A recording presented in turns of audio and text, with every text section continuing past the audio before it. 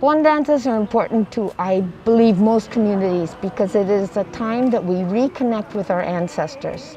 We ask them to join us in the dance. This year, because we could not have a bon dance at our temple and invite the community, because it is a community festival, we are taking it to the community. That's what today is about. Today, we've decided to have what's called a mobile bon dance. It's on wheels, normally we have the dance here on campus, but because of COVID, we can't have such a large crowd of dancers and a large audience. So someone came up with the idea and suggested to Bernie that we go visit the families and bring the dance to them, and we can do that safely. Our dancers today are mostly from the Honokaʻa Hongwanji. Their ages are maybe from 30 to 83. We dance a variety of different songs from many prefectures in Japan and Okinawa. And today we are doing just the older dances. We have no newer dancers on our agenda today. We are all wearing our masks and we are dancing 6 feet apart. Also, we are dancing out in the open. We're not dancing in enclosed spaces. We're dancing on lawns and in driveways. Bon dance is an annual religious festival, but also social event that gathers families and communities to memorialize and to remember family who have passed away in the last year, but also loved ones, relatives, and dear friends in the community, both Buddhist and non-Buddhist, who have passed in whatever year they wish to designate.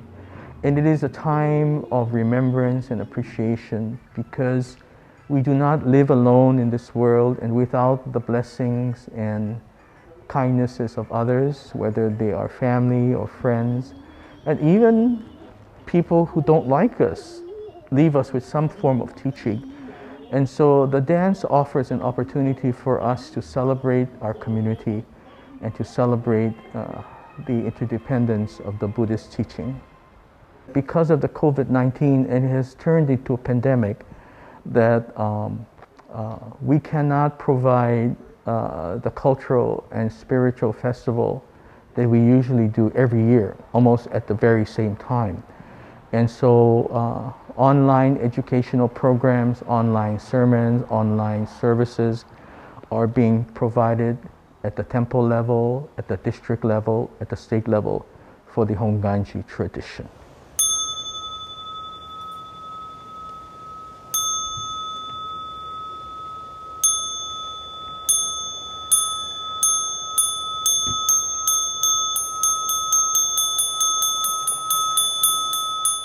We start at the cemetery because every year our minister and some of us go to honor the long dead, our ancestors.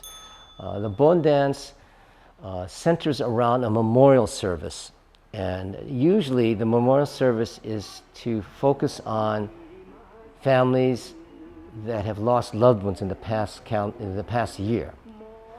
And so we start with the elders and ancestors, and then we end up here at the temple and have a very large memorial service. And so we're doing the same thing this year. We're starting with the cemetery services, and then we're proceeding to the dance, but we're taking the dance on the road. So tell me about the picture you have in your hand. Okay, this is my mom, and I believe that the dancers came up today to dance for her because she recently passed away at 100 years old. We thought it was really important to be able to send a message to our members and our community members who have lost a loved one, that even though we can't have the traditional large dance, we could try to do something for them. And it's on a much smaller scale with only a half a dozen dancers, but it's still very personal and very meaningful, and we really are sending a message to them that we do honor them, we do remember, and we do commiserate with you at your loss. My mother is actually here. She's among all these plants. They're all hers, and it's a kind of a generational thing because this is the land she was born on. It's a big deal for temples to say that the Bon dance is canceled.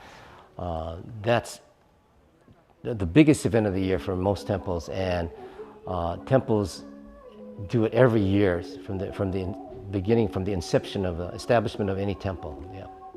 Oh, typically it would be out in our parking lot, and it's strung with hundreds of lanterns and focused around the centerpiece, which is called the yagura. And there'll be 150 or 200 dancers and an equal number of people in the audience. So it's the biggest event of the year that's held on the temple grounds. So for just about any temple, that's how it is. So this is unfortunately a big come down in terms of size. Well, this is a lot more intimate, and I think maybe more meaningful because they really had to go out of their way to get here, and for that I'm really grateful. I would like to people to know that there are ways to be creative in this pandemic, in expressing your traditions and your celebrations.